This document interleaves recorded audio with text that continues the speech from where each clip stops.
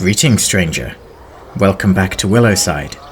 Did you manage to get yourself to Fortune's Hall and catch a glimpse of the Dunmire with your own eyes? If so, I hope you did not venture too far from the road. That marsh is unforgiving even to the prepared, and invariably lethal to all others. On the other hand, we should also question whether it is fair to lay blame at the feet of an environment when so many of the disappearances and deaths within it are rather the responsibility of living creatures. After all, would you blame the very walls of Absalom itself for a murder that took place within them? Well, I would like now to resume my explanation from the Encyclopaedia Galadianensis, in the enduring hope that its entries help to equip you with the necessary knowledge and wisdom to survive encounters with any environment's killers, from peaty bogs to city streets. With this in mind, hop back onto the carriage, and let me tell you about one of the most renowned and feared creatures to be found within the Dunmire as we retreat back towards the Willowside Pier. I will tell you of the so-called green hags, whose name conjures somewhat inaccurate images of crooked crones with greasy, knotted hair and bent backs gazing gleefully into rusty cauldrons.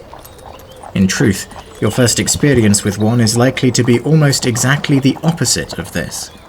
Indeed, many people engage in trysts with these creatures for weeks or even months at a time, having been thoroughly deceived by their polymorphed bodies resembling young and beautiful women. Furthermore, most of these encounters do not transpire in swamps or darkling woods, but in comfortable village homes or pleasant urban townhouses bereft of secret rooms and telltale artifacts of magical power. All in all, identifying a green hag is difficult, and thwarting her schemes nigh impossible. Unless, of course, you are suitably educated. Our reliable companion, the Hitchhiker's Guide to Galarian, documents that, in her true form, a typical green hag stands just shy of 7 feet tall at full height, but usually rests hunched over or squatted, perhaps in an attempt to appear less intimidating and powerful than she truly is. For a green hag is as strong as an ogre, with well-defined and positively rippling musculature everywhere save her face, which is instead best described from the moment of her transformation as an ugly, wizened and squashed amalgamation of features replete with wrinkles, boils and a pair of intelligent, beady eyes. The rest of the body resembles a human woman's, save for a humped back, wicked claws replacing nails, and distinctive greenish-yellow skin. Despite this final quality, a green hag's name derives not from her pigmentation, but rather from her natural environment, which is typically either a deep forest or murky swamp. While they are not truly amphibious, green hags are much more tolerant to water than most terrestrial creatures, and have an innate ability to breathe it as we do air for extended periods. Thus, a place like the Dunmire is a perfect environment for them. In addition to these physical traits, green hags have an uncanny ability to mimic the noises of almost any animal or person to whom she is accustomed. From the simplest forest creature to the most articulate humanoid orator, all voices are the playthings of green hags, who delight in the opportunities for misdirection and deception they afford them. Moreover, green hags also possess the power to speak in tongues, that is, to understand and communicate in any language, regardless of obscurity or complexity. This guarantees that no one is safe from their schemes, though admittedly they are not able to speak in tongues effortlessly, but doubtless enough to confound most. A green hag is also blessed with an assortment of other innate, spell-like abilities that surpass the comparatively meager offerings of the sea hags that we discussed en route to Diabel. Foremost among these are the abilities to turn either into a large tree or even completely invisible at will, thereby concealing herself from the perception of others almost without effort. She can also conceal her tracks through magic, making the discovery of her numerous lairs an arduous and frustrating process. Even when she does choose to remain visible, the hag can also evoke distracting, dancing lights, accompany them with auditory illusions like screams or cries, and even whisper from a distance into a target's ears. A green hag can also evoke balls of acid to hurl at those who would challenge her, assuming, of course, she decides against simply tearing her foes limb from limb with her bear-like arms. Attempting to engage in a blow-for-blow brawl with a green hag is a mistake made by warriors who foolishly equate all means of magical expression with the frail constitution of elderly wizards, failing to realize until it is far too late that the ursine strength of their quarry is augmented by supernaturally enfeebling humours. The claws of a green hag are innately magical, and their ability to rend flesh is matched only by their occult authority to sap the strength from their victims' bodies. This life-draining power is perhaps the most insidious in a hag's repertoire, and it is their answer to the sea hag's dreadful gaze. Yet despite these numerous advantages, a typical green hag prefers not to do any of these things without careful planning, because unlike her baser sea witch cousins, she is motivated by more abstract dreams of inflicting torment. She is an infiltrator and a trickster above anything else. Her greatest asset is therefore her ability to polymorph into any female-presenting humanoid, which she uses to sneak into villages and towns close to her true lair and begin a double life as an attractive, desirable bachelorette. I have found that most choose to assume rather short, small forms in complete contrast to their true nature, but beware. These transformations do not leave them the least bit weaker. They remain always fearsomely hardy. If you recall my previous discussion on hags, which I began by outlining their ecology in general, then you may already be aware that every kind specializes in inflicting pain onto other humanoids in a unique way. The sea hags, for example, prefer to use their supernatural bargaining abilities to rob their victims of those qualities that they personally consider to be most valuable to them, like their bravery, wit, or speech. In contrast to this generalist perspective, the green hags of Golarion are invariably fixated on a narrow range of qualities that they spitefully seek to destroy. Their primary instinct is to meddle in the affairs of the beautiful and the innocent, and to do so slowly and very carefully. To green hags, the fair-faced are offensive in their existence, and the righteous are simply challenges and games to be won. They do not seem to possess an objective measurement of attractiveness, by the way.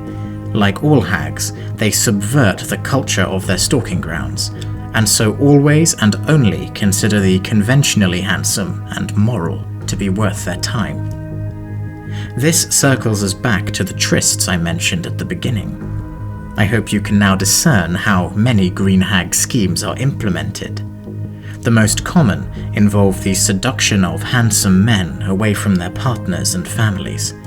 Often, the hags will adopt the guises of pillars of the community rather than synthesizing unique bodies, born from a desire to sow as much confusion as possible. Even this in itself is not normally considered sufficient, though.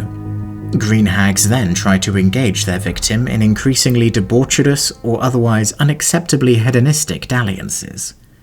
Only when they are finally satisfied that pulling the proverbial rug would inflict maximal, preferably lethal, shock and shame, will they polymorph themselves back into their true, monstrous bodies, and allow the fallout to consume their victims' minds before the hag consumes their bodies. Yes, indeed, green hags enjoy the taste of other humanoids' flesh, and they will often kill their victims before they can recover enough to reveal the betrayal to their loved ones. This spreads uncertainty and anguish to their families, which to them is always considered a wholesome bonus. Of course, such a scheme is only the most straightforward example from a near infinite number of possibilities. Green hags are not entirely enslaved to their instincts any more than we are, and may freely engage in lesser machinations of mistaken identity and betrayal for their own amusement.